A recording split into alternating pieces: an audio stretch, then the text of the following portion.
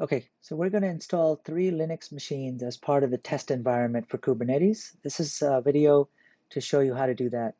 On my system, I'm running a Mac, and I'm running VMware Fusion.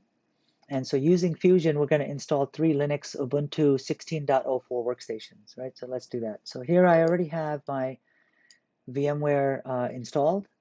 I'm going to go up to New, and I'm going to install from disk.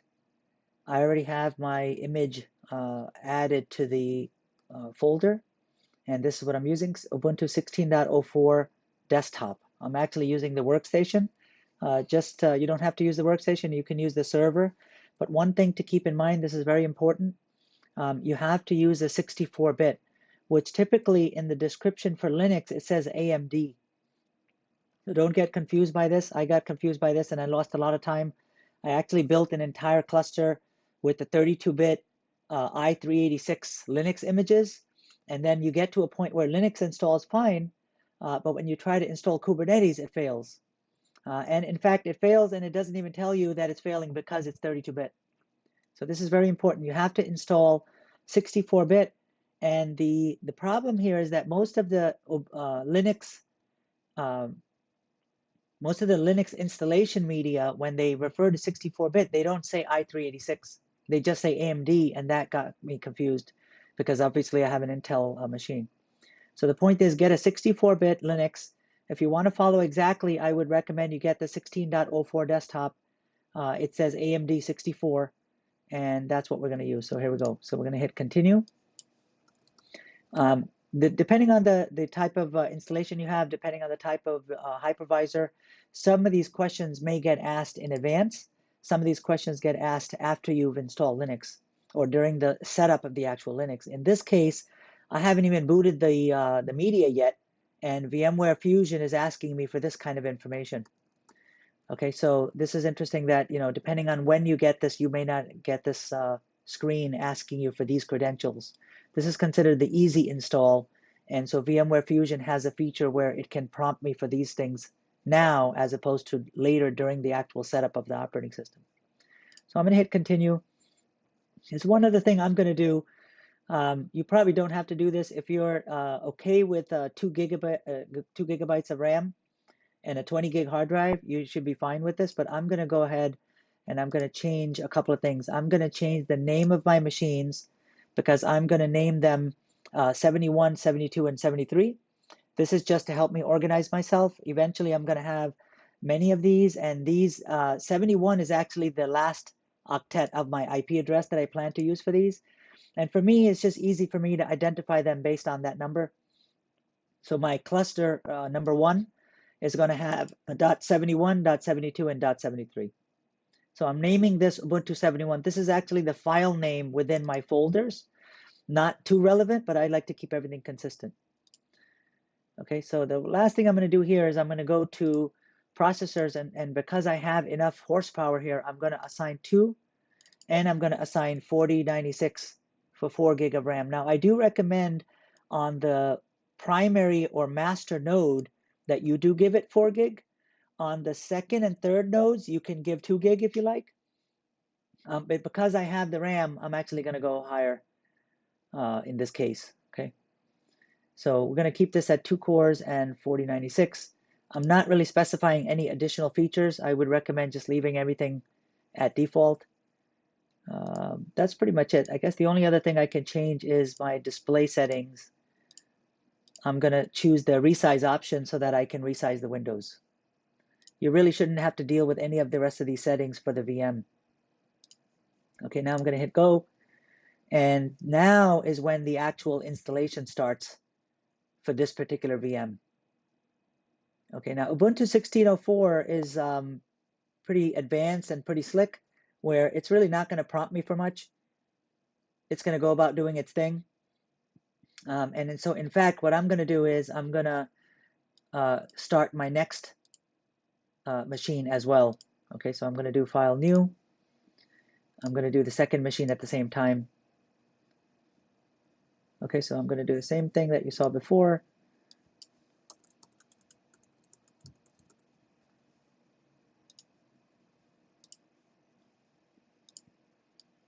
This, for me, it's going to be 72. And like I did before, I'm going to give it 2 gig and 4096. And my display settings, I'm going to do resize. That's pretty much it. And then this one is going to start. And in fact, I'm going to do one more.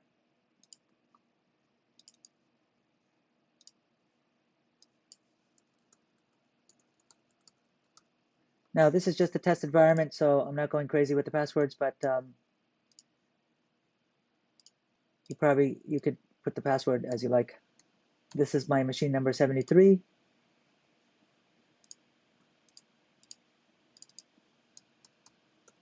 Again, same deal. Relatively simple settings.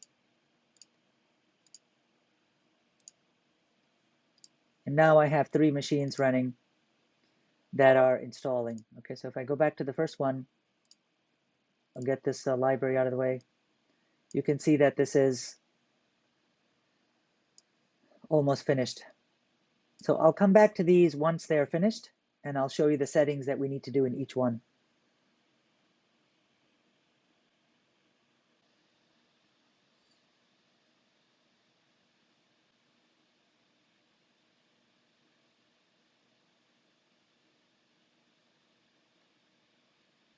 Okay, so at this point we can see that one of my machines is ready.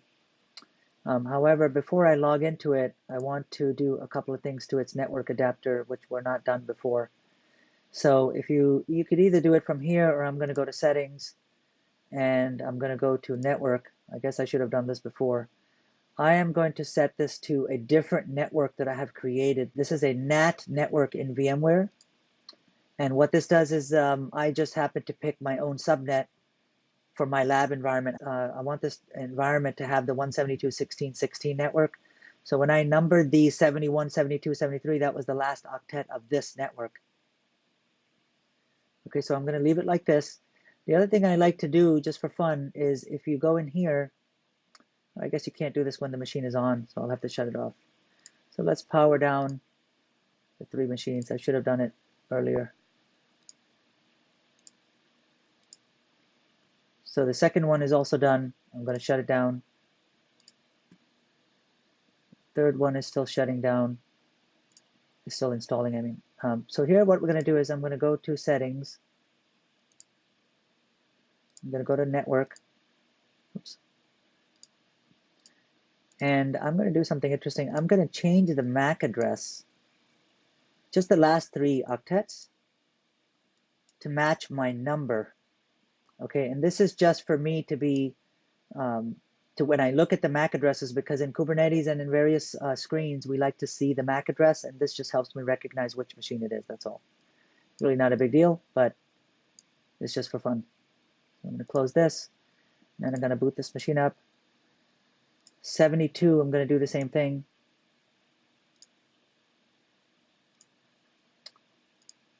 So I'm going to go to its settings, go to network.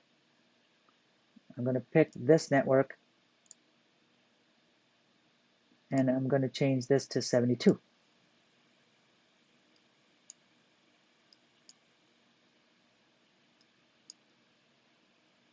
Okay.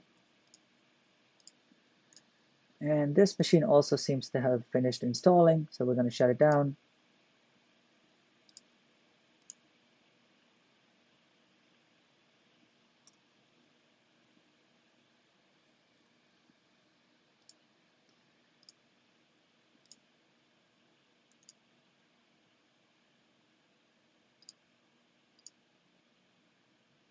This is going to be 73.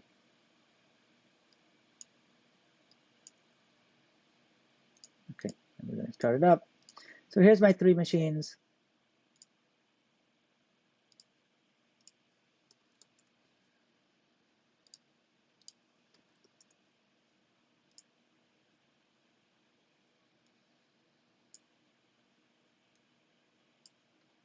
I'll position these like this. And now there's some work we have to do within each of these before we ever get to installing Docker or anything else. So first thing I'm going to do is just set up my shortcut. So I want to put terminal here, and I want to put the network settings right here. And if we go to terminal, you can see that I do not have an IP address. Okay, this is because I changed the MAC address, but if you notice, at least my MAC addresses are a little bit more obvious now, right? So in order to change the IP address, you can do this the hard way or the easy way. Because we have Workstation, this is probably good if you're not too familiar with Linux. This is probably the best Linux for you to use because a lot of the GUI control panels are available.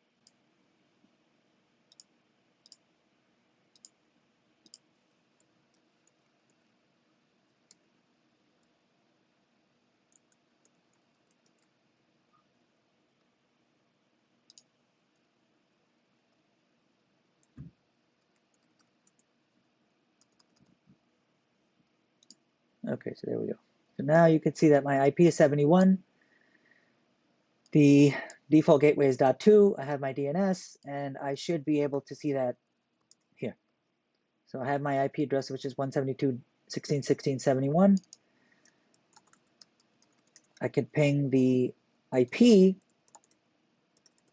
and let's see if we could ping names. So there we go. Okay, so let's go fix that on the others, and then we'll come back and there's more to do here. So we're going to do term, and I'm going to copy this here. I'm going to do network, and this is the network control panel, right? So again, we're going to go into the network control panel, do options. We are going to go to IP4, change it to manual, add an address.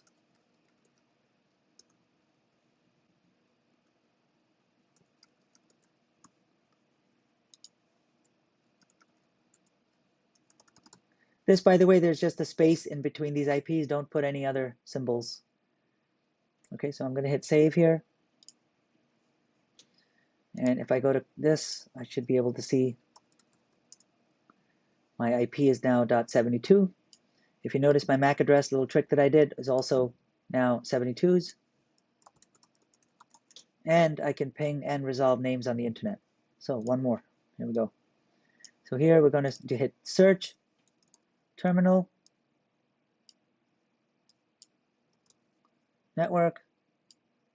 I'm going to go into network, options, IP4, manual, add.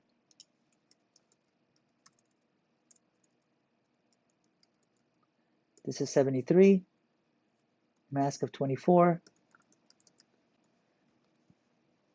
gateway. Okay, so there we go. And let's just see that this has the correct information. So I have an IP of .73. My MAC address is what I had set. And there you go, I can ping the internet. Now, there's one other thing. It's not really written, or I didn't really read this, it wasn't obvious to me when I did this, but in Kubernetes, once you install Kubernetes a little bit later, it's very important that the host names of the machines be unique and resolvable. So if you notice, I can ping the host name, but that's not magically happening. That is happening because there has been a host entry already created. The problem is all three of these are the same name. So what we have to do is we have to change the names of these.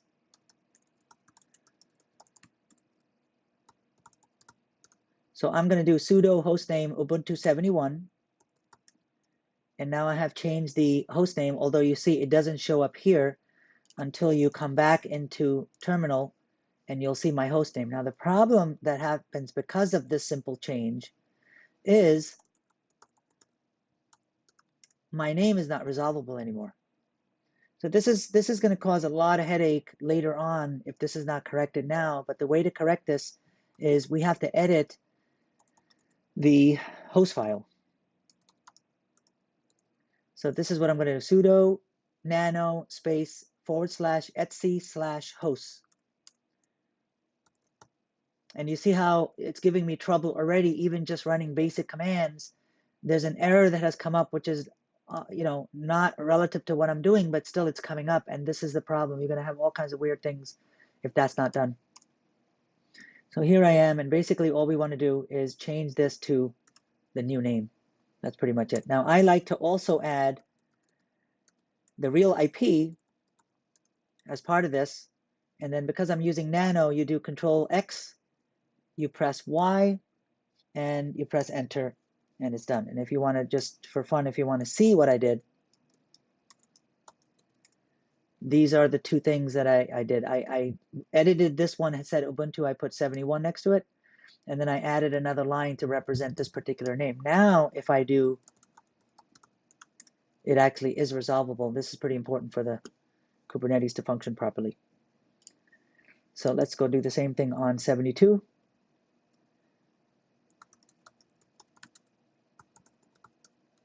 So as you notice, I changed the name, and I like to see the name correct, so I'm going to get into terminal again.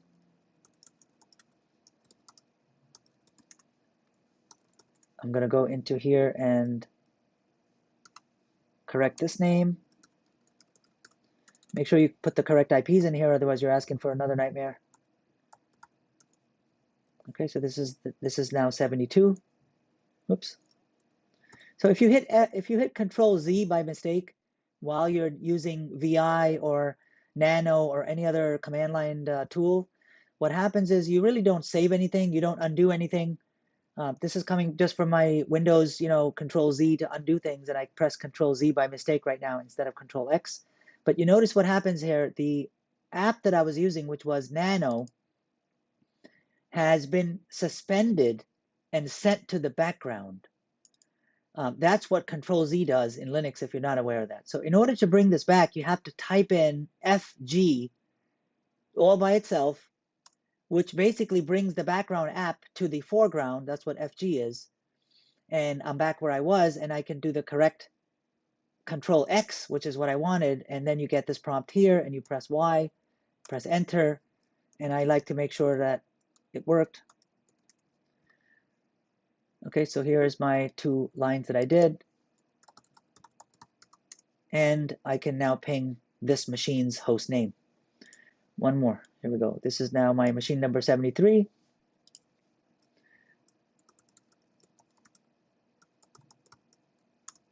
Okay, so now I have that name.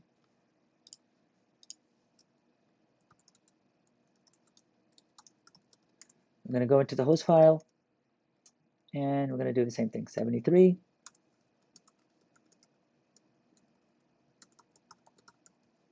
So there we go. Now remember, Control X, not Control Z. Y, Enter. And you can see that I have this. And then the last thing is to ping Ubuntu 73. There we go. You're going to have to correct the names because you don't want 3 machines with the same name, right? So this process is going to happen. Now, because there is an 1804 Ubuntu out, I'm getting this message. I'm going to say don't upgrade on all 3 of them because we want to stick with 1604, not 1804. The reason we're sticking to 1604 is because 1804 is relatively, obviously 2 years newer. That's what the 18 stands for. It's the year 2018 that it came out. This is from 2016, but some of the other versions of Kubernetes and other components that I install may not work correctly on 1804. So if you want the easiest, painless method of following along with me, I would suggest you stick with 1604, because then at least the versions that I use for Docker and Kubernetes and for everything else, if you stick to the same versions that I'm providing, you should not have any trouble, right? Or at least any incompatibility. So far, we have 3 Linux machines installed. We have simply given them 3 IP addresses, and we also have corrected their host names in the systems. Okay, so the next step is going to be to go on and update all 3. I'll come back in the next video for that. So we're going to turn off the screen lock, the auto screen lock. If you go down to the bottom here, you have settings in each of these Linux installs. Because these are VMs, I'm going to disable the screen lock. So I'm going to actually turn off the lock, and I'm also going to put never. And I'm going to leave this okay, because when I do suspend the instances. At least they'll require a password when they come back. But for the normal term of the videos and other use of this lab, they should not lock. So I'm just going to set this on all three of them. Oops.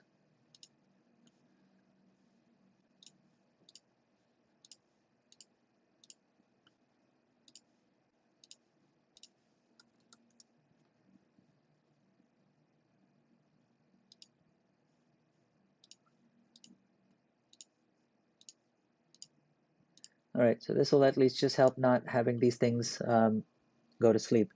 Now, there's one other thing that I'd like to do on all three of these, because in general, I don't like to type commands into the VM console. I'd rather use a terminal emulator. If you have PuTTY and such, you can use that. But in order for PuTTY or any other SSH client to be able to connect into these machines, they have to be running an SSH software. So we're going to begin now starting to upgrade and update these boxes. So one of the first things we're going to do is sudo apt-get update.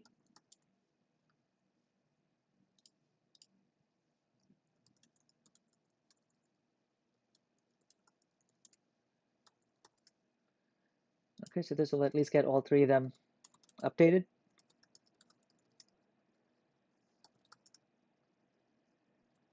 Okay, and then we're going to install SSH server.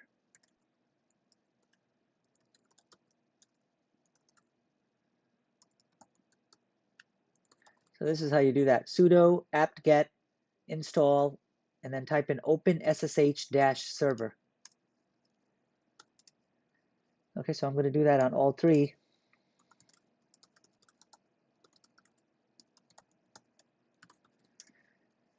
And basically, this is going to install an SSH server, but it's also going to enable it at the same time. So you don't have to go to any service control or enable anything.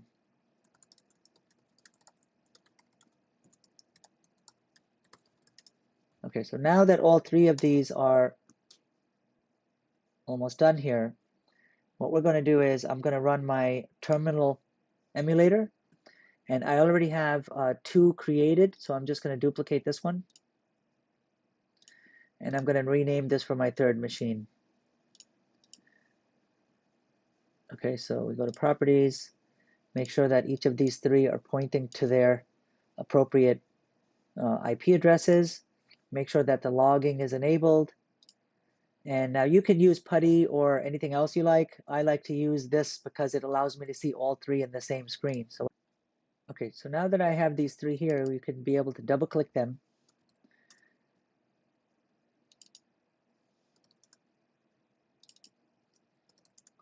And if you notice now I have three consoles into all three machines. I don't have to be using the, the actual consoles from VMware, right? This is three SSH sessions into those three machines, and I can start doing whatever I need to from here. So I want to show you something. Looks like I did something wrong. The host name, if you reboot the box, is coming up again, the original name. And then, however, what's happened now, it's worse than before, because if I try to ping this name, of course, that's not going to work because we edited the host file. However, the new name is correct here, but it's not permanently saved. So for that, what we need to do is edit the hostname file. So that's etc.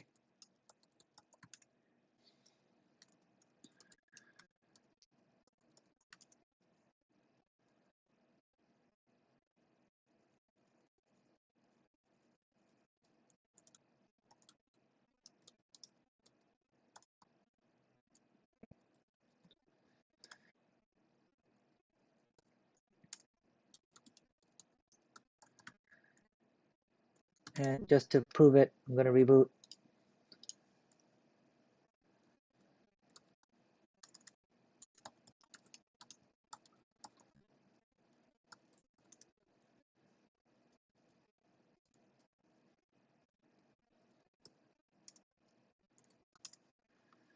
And if we go back over here,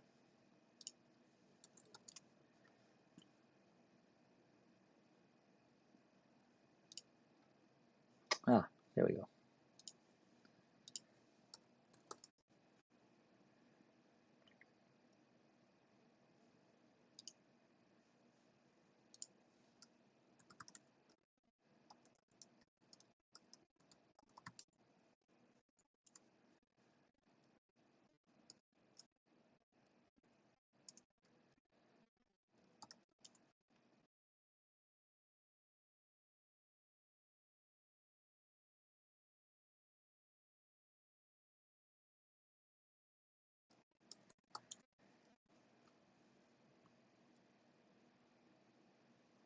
Now this may be different in different versions of Linux, but now we have 3 machines that are updated. They have SSH running, and they are pretty much ready to do the next step.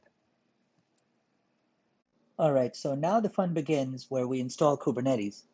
The first step to install Kubernetes is to install a container runtime, and I have chosen Docker for my lab. Kubernetes, remember, is the orchestration layer, and as we discussed in my first intro training lesson, Docker is what actually runs the containers. So installing Docker or another container runtime, a supported runtime, is a prerequisite before you install Kubernetes.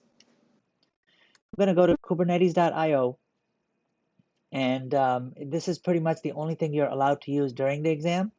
And as such, I'm going to refer only to their documentation site here, right? This is the one system you're allowed to use during the exam. We may as well start getting used to it now. Now, one thing we could do is we could easily go here and type Docker, and then you can look through these resulting links. This is the correct one. It is under docs, it is the setup, and it talks about container runtimes. If I click on this, you'll notice that it talks about a couple of different types of container runtimes. Docker is the one that I'm using right now. And if you click on this, it scrolls down to the page where they talk about Docker. Now, there are basically 2 different types, 2 trains of Linux based on the differences in the commands. If you're running CentOS or Red Hat in general, then you would follow these instructions. Because we're running Ubuntu 16.04, this is what we have. This is another reason I'm running 16.04. It is pretty much the supported and within the documentation for Kubernetes. This is also the version that should be on the exam. It's best to just stick to what we know works. Now, ultimately, these are the few basic commands that we need, starting from right here. If you notice, we're doing an update. We're also doing an install. And anytime you see a slash, there's a line full of, more than one line of content. And we're installing HTTPS transport. We're installing certificates. We're installing curl and a couple of, the other common things that we need here in order to install Docker. So one at a time, I'm going to install these. I'm not going to get into too much detail on exactly what these are. I leave that to you to read the documentation. One thing to note is that you do need to sudo before each of these. One of the tricks that I'm going to do is I'm going to do a sudo su, and this way I don't have to type sudo in front of each command. If you notice, I did not do a sudo su dash. That leaves you in the roots environment, and right now I have left myself in this user's environment by simply typing this. So here, once I'm sudoed in, even though I'm logged in as myself, I can simply paste these commands without having to do a sudo for each command. Okay, so here we go. I like to install one command at a time to make sure that it actually works. You technically could just install a whole bunch of commands, but then if something goes wrong, you really don't know what happened. So I like to stick to one at a time. Everything looks good to me here. I'm going to install this now. This is basically the GPG key for Docker. I see an OK response. Some of these you must be careful to install the entire multiple lines that you get here. Okay, I just pasted that in. Let's install this one. I'm just doing a Control C and a Control V into the environment.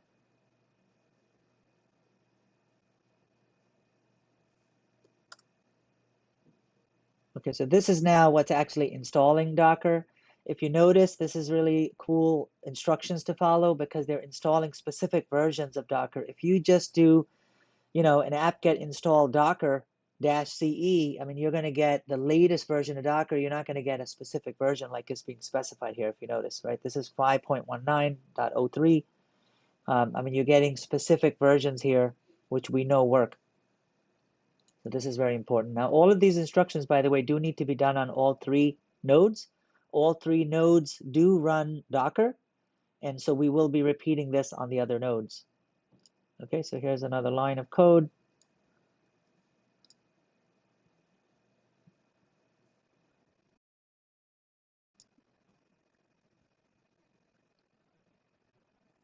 Okay, and then the last two are these. And here we go, we have Docker.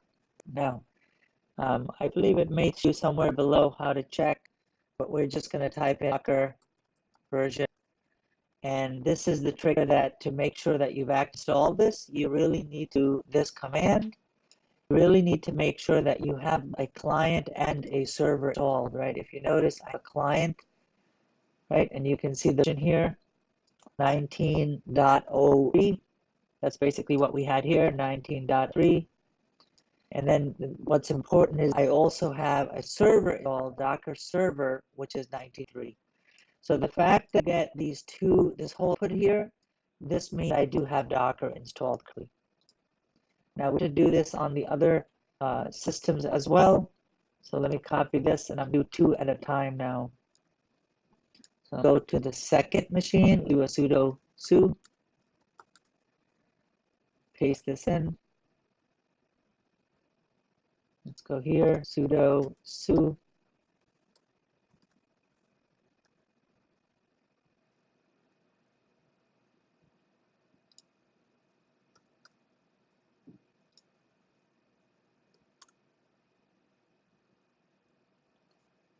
Okay, I like to leave the highlighted commands over there so you can tell where you're at in the process, but both of these look like everything is fine. I'm going to do a curl. I guess you could triple click it.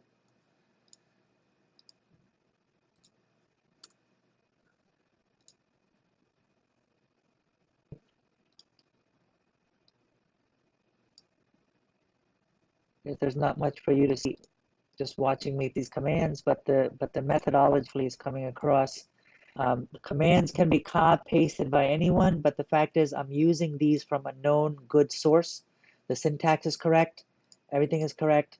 We know they would be updated if it needed to be. We know that the versions specified here are what we need for this to work.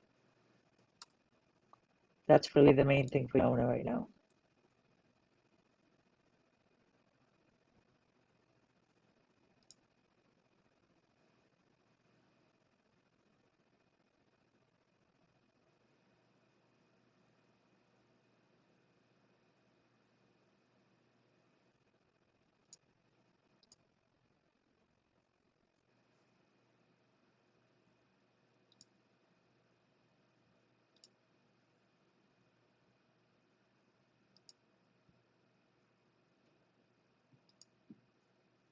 Okay.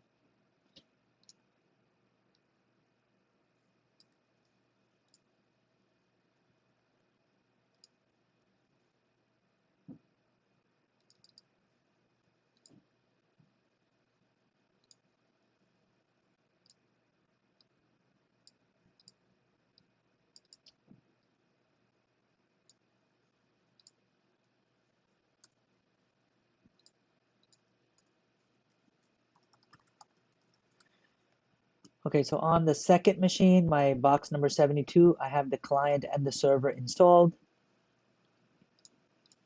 On the third machine, I also have the client and server installed. So we have successfully installed Docker Community Edition 19.03 on 3 Linux nodes. Now let's move on to the next steps. All right, so after all the time it took just to get the 3 Linux boxes up, it took relatively few minutes and a few commands, 5 or 6 lines of code to get Docker installed. Now the next step is to get Kubernetes installed. And installing Kubernetes is even simpler. So what we're going to do, again, we're going to rely on kubernetes.io documentation. I'm going to go back to the documentation homepage. And if you notice right here in set up a cluster, you could have gone, in fact, let me show you how we could have gone to setting up Docker right here. So if you go to production environment, right here was that section for Docker. And this is the section we just followed. Okay, so as I'm already in this section, the next section to come along here is installing Kubernetes. And that's what we're going to do. And the first item in that is bootstrapping clusters with kubeadmin and installing kubeadmin. So that's where we are right now. Now, what's interesting is this is the page that has the instructions on installing Kubernetes. But the commands to install Kubernetes are at the very bottom, and there are, relatively few commands. But what's important is all the prerequisites that you have to do. So notice all of these sections here that you do need to pay attention to, before you actually install this. So here we're going to talk about just a few of this. I'm going to leave the reading to you, but I do strongly recommend that you read through this, because when you do have problems and then you hunt around looking for someone to help you, most of those problems are here because we ignored reading some of the documentation. So for example, you need at least 16.04 of Ubuntu, or perhaps you need one of these variations of Linux. You need at least 2 gig of RAM and 2 CPUs each. These are the type of things that would, cause a hiccup later, and you may not know what's going on. You do need full network connectivity, and this implies that you don't have firewalls or other things blocking traffic between these 3 nodes, right? This is the part we were talking about earlier. You need unique host names. This was not obvious to me the first time I did this, because obviously we don't read, every line here when we're doing these things. But the host names have to be unique. The reachability based on the host file has to be unique. They need to be unique MAC addresses. So this is important here. Again, this is something that may not come across obvious, but one of the tricks we used to do in virtual environments is you install Linux once and then you just make a copy of it, right? You can, VMware and other hypervisors, type 2 hypervisors, they allow you to duplicate VMs. The problem is when you do that, many times the UUID or the MAC address and various other options will not be unique. And that will come back and bite you. This is the reason in this video I have installed 3 separate brand new Linux servers so that nothing conflicts, because I've already been down this path where I tried duplicates, and obviously I ran into trouble later, so I'm showing you the better way to do it. Now there's certain ports also. Again, if you have firewalls, they're going to cause you trouble. This actually comes up, and this is one of the errors that actually tells you what's wrong. You do need to have swap disabled. So we'll see if that complains to us, and then we'll disable swap. Okay, so here's where you can do the process to check if your MAC addresses and product IDs are unique. In my case, I know there are 3 brand new separate Linux servers. You have to make sure that your IP tables and such are in a certain configuration. This is the way to do that if you wanted to. These are the ports in case you did have firewalls. So a lot of this is for reference in case you are, wanting to make sure that your environment is up to speed, up to the right specs. Installing the runtime we did already. These are the options, but Docker is the one we chose to install. And then here we are now installing these 3 components, right? We need to install kubeadm, we need to install kubelet, and we need to install kubecontrol. And so if you come down here now, this is really it. This is the grand finale of installing Kubernetes. So there's 3 different options here, depending on which Linux you have. We are within this category right here of Ubuntu. So this is what we're going to do. I'm going to install 1 line at a time. And again, these 3 commands do have to be done on, all these commands, do have to be done on all 3 nodes. Okay, so we're going to do them one at a time on all 3. I am still sudo sudo into the environment. If you are not, you will have to add sudo in front of each of these lines. Okay, so that's 1. Everything looks good here. This is very important to make sure that all of this actually doesn't give you an error. Okay, so here's another one. Whoops. Oh, you know what happened? It lost my copy when I clicked. Let me go here and paste it. We'll come back and read. So here we are. Okay. Looks good. We go here.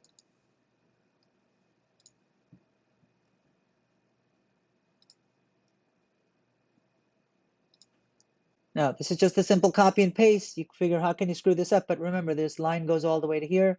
You do need to make sure you copy everything and that you don't have any extraneous characters. The other thing that appears, simple, but it could still get screwed up, is that this line is actually 3 lines of code, and you need to copy all 3 of this. Okay, so I'm going to copy this, paste it in here, but you have to press an enter after that one. Right, so it's simple copy and paste, but there are certain things you have to do. Okay, so the next step in installing Kubernetes is to simply do an update on each of the 3 nodes. And here's where there's a little bit of a twist to the installation. Although we have this line here, which is apt-get install these 3 components, these 3 components, if you install them with this command, you're not specifying the version. And so we want to install a specific version. What I'm going to do is I'm going to come over here, I'm going to type this in, but then I'm going to add something to each of the 3 lines. Okay, so we're going to install 1.15.4-00. This needs to be added to all 3 lines here.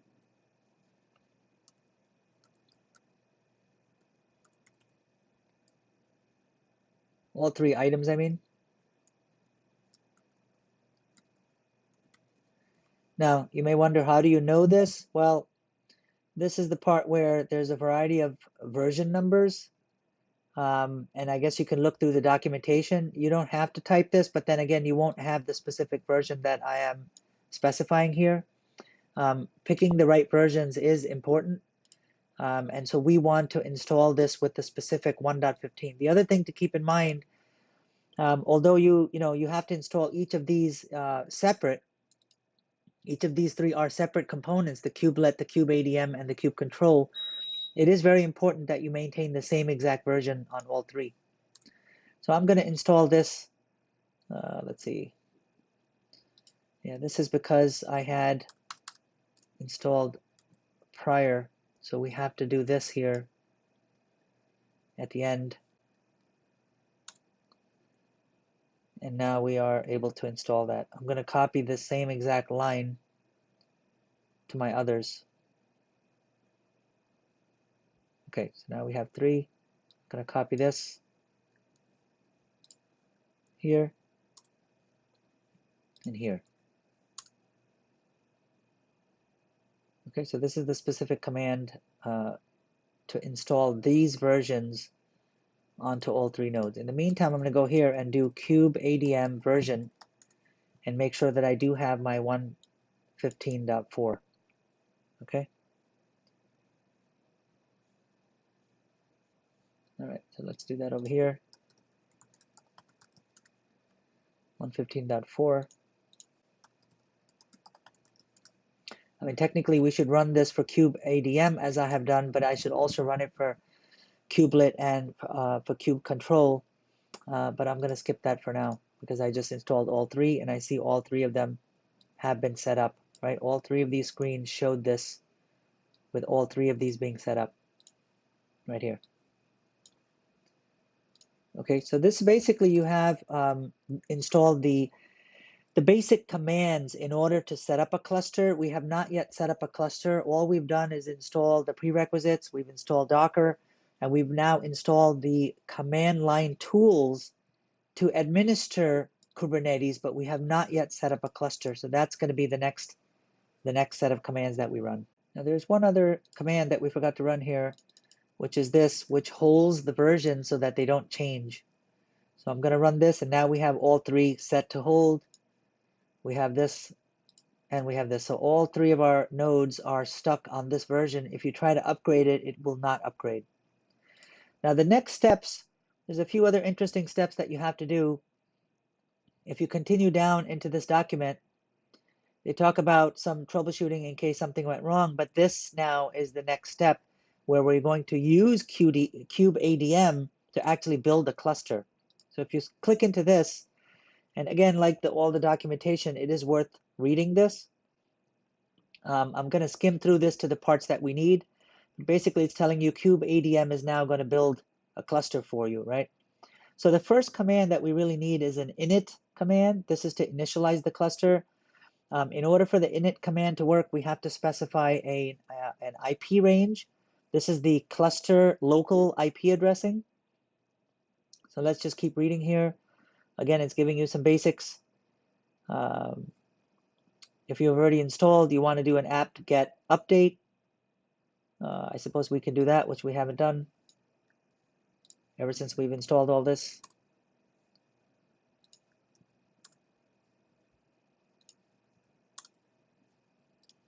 Okay, and then here we are now initializing the control plane. Okay, so this is only happening on the primary node, so let's go back and make sure that we're on the primary. Third, the second, and the primary all have been updated. So here, let's see what it says. So this is now a little bit confusing because if you scroll down, this is the command, but you need specific arguments to enter in here. Right, and this is the part that's not so obvious, but this is the commands that you need to build this command here. So we are going to do a kubeadm init, but we have to specify certain things here, and that's what we're going to do right now. So, okay, so we're going to do a kubeadm init,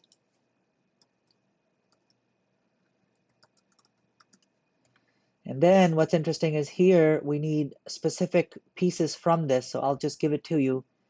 It's going to be this. And here we're going to type in the pod network that we're going to use. Now you can use a variety of different networks. Typically this is a /16, a 192.168.10.0/16. And for my environment, this is all I need. There are some additional commands that you could use here, as especially the advertise command. This is usually if you want to do a different IP address.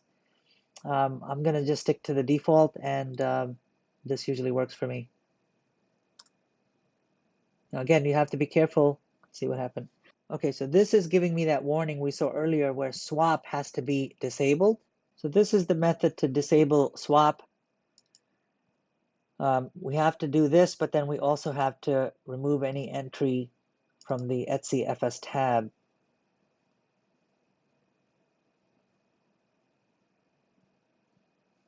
Swap off -A,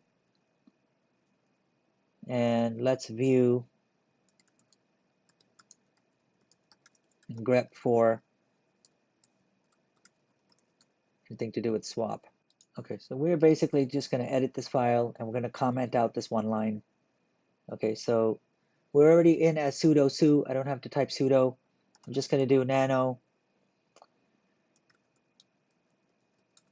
etc fs tab, and here we are simply going to put the pound symbol in front of this. And I'm going to do Control X, yes, enter, and we can cat this out again and make sure that it is commented out. So it's right here, it's commented out. Now let's do that on all three.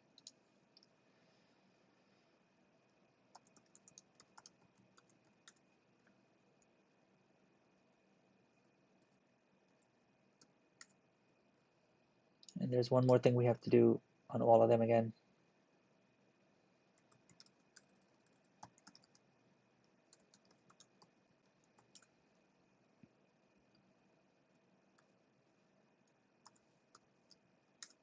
Which is to turn it off for this instance so I don't have to reboot. That turns it off for now. And this we did already on the first one here. Okay, so now we go back to installing our setup. Let me show you another trick here. So if you see the history, I have the command that I need right here, which is this. So what you do is you type in an exclamation point and the line number, and it actually reissues that line of command.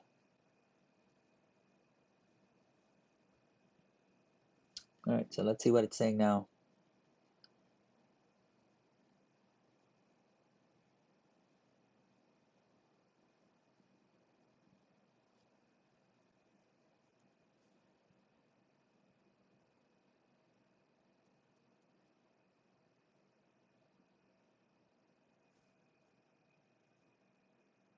All right, so this usually takes a few minutes. This is the process that actually is building a Kubernetes master. As you notice on the bottom, it said this could take up to 4 minutes. So that's pretty much it. If you notice, the Kubernetes cluster has initialized, or at least the control plane has initialized. We technically have a cluster of 1. Now, in order to start using the cluster, you must do these few things. Okay, so I'm going to type in these commands here, and so then now this part here is telling you that you also still need a CNI, which we have not yet installed. Right, so we need to install a CNI. So let's go back to the documentation for installing a pod network. So you notice right here it had an add-on. This is where you install the CNI. There's a variety of different CNIs. Let's install Weave. And in order to install Weave, you simply run this command right here. So we're going to copy this command.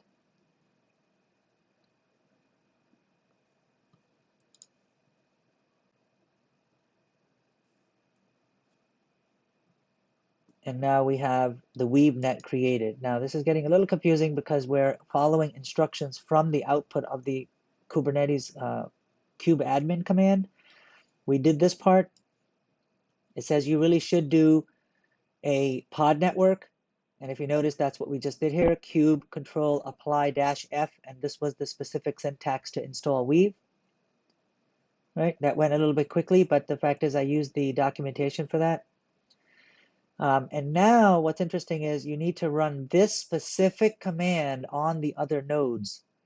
This is a specific command that has a token and everything specific to this cluster. This specific command must be run on the other node. So I'm going to copy this command and I'm going to paste it onto the first node. And I'm going to paste it onto the second node.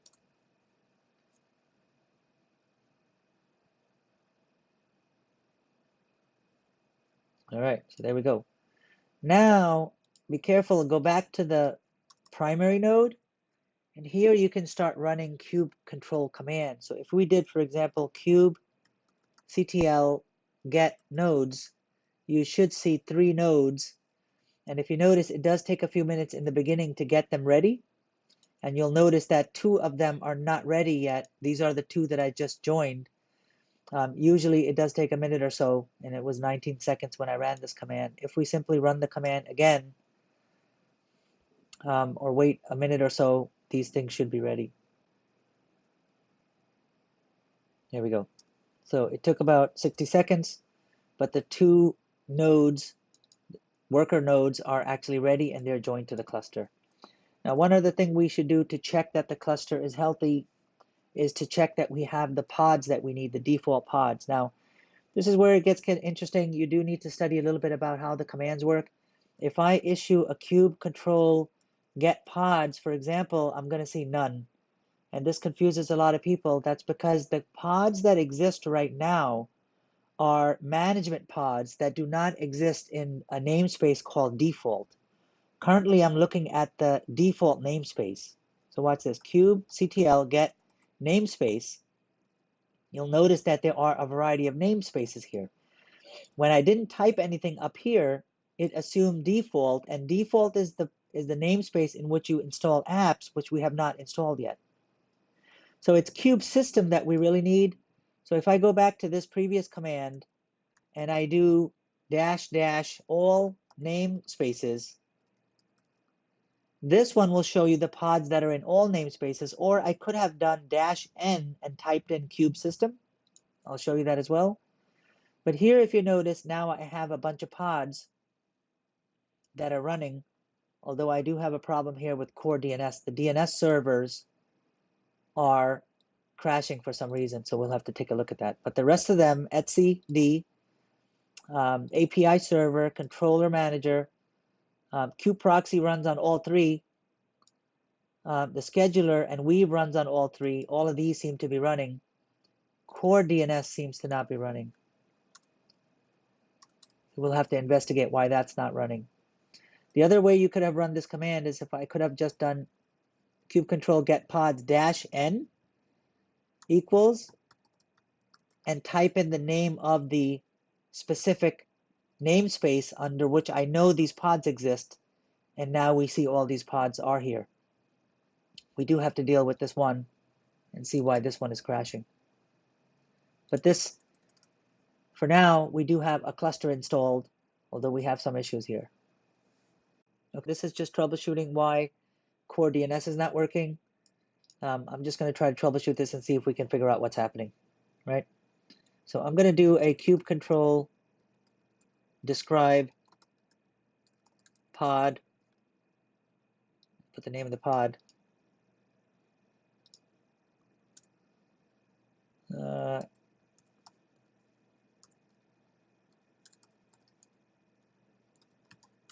With the name of this, let's see, 0, 1 nodes are available.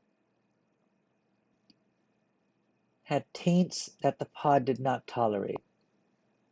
Successfully assigned.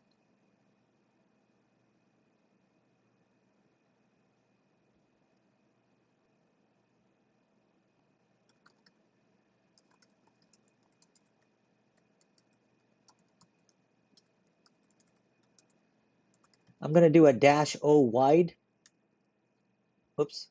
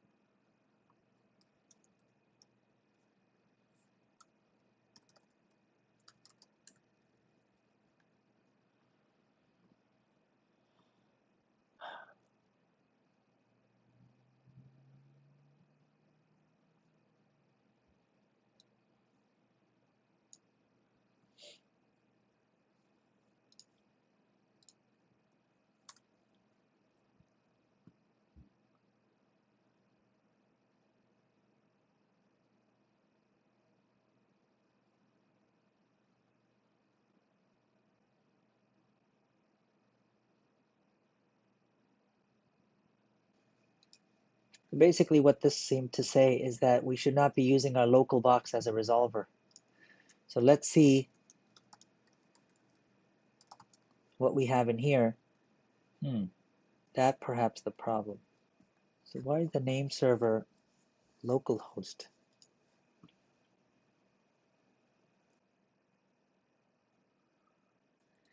Further, why does it not have the DNS servers that I set?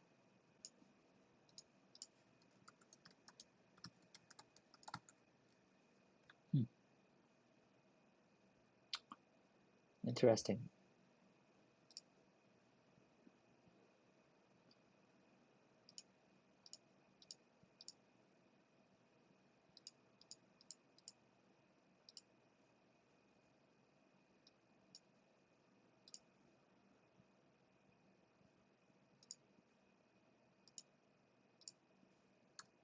Comma shouldn't be there. That's one problem.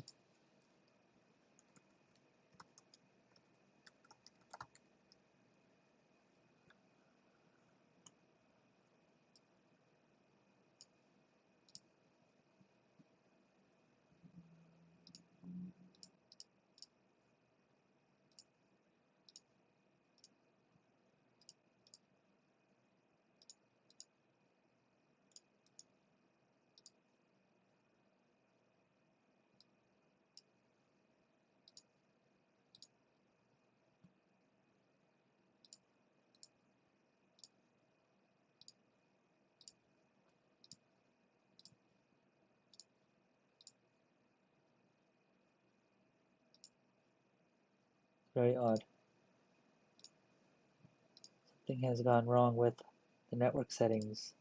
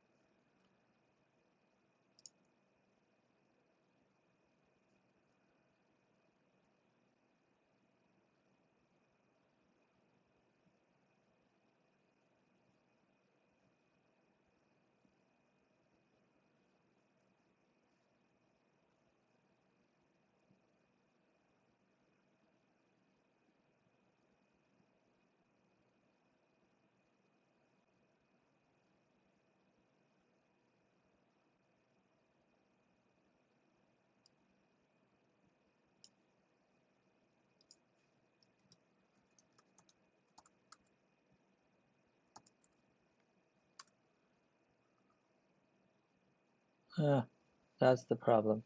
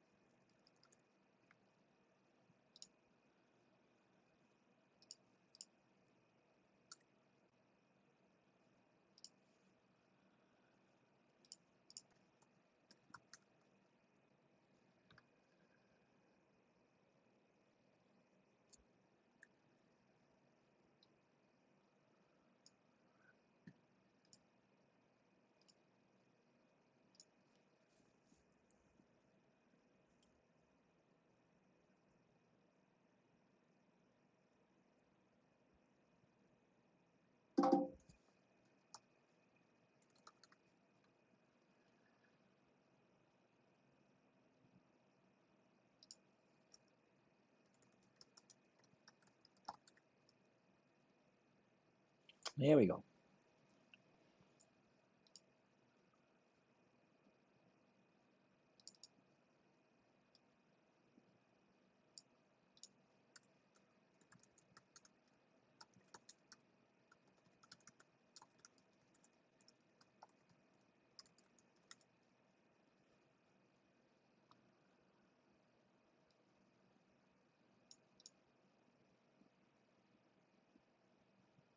There we go. Now Cube system is running. So the whole problem was that these workstations behave differently than the server OS. These things have a DNS server built in that was confusing the whole system. So we really should correct this on the other two nodes as well. Okay, so the way we did this, let's see if I remember how we did this. We did nano etc network manager network config and we commented out this line. Whoops. Okay. And then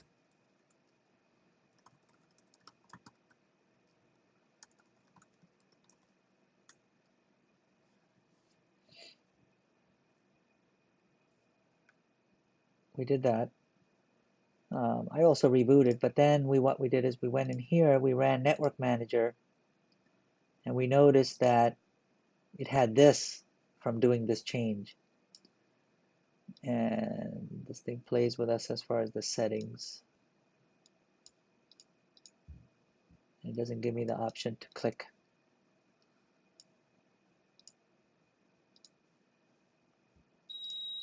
Doesn't give me the option to click this. Okay. So we correct this. We hit save.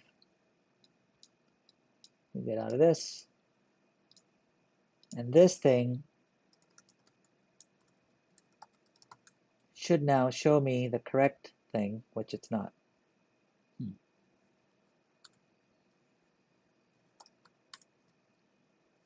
So let's reboot it. Let's do the same thing here.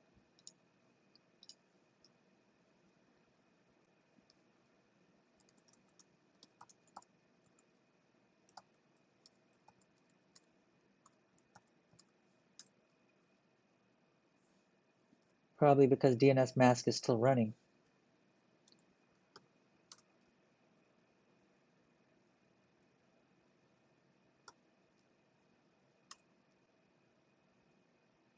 Permission denied.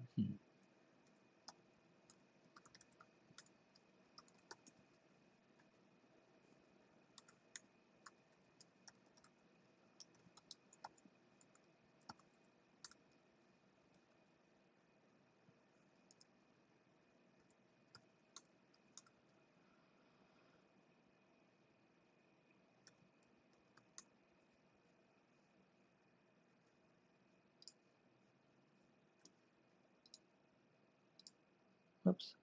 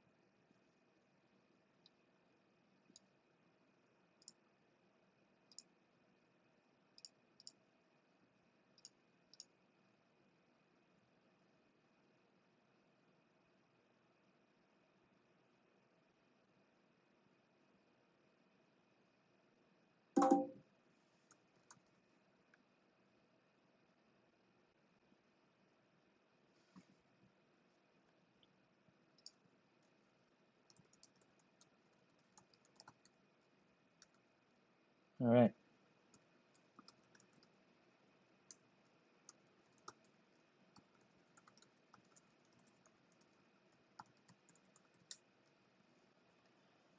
And it looks like now we are in business, but I'm going to go here and do these commands from here.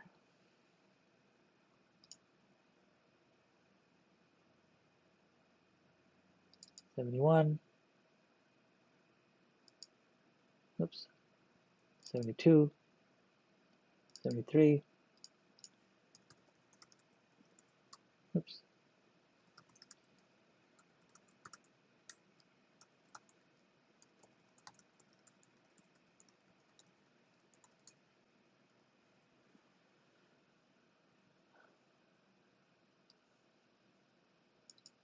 Now these two just rebooted. That's probably what this happened. If I do an O wide,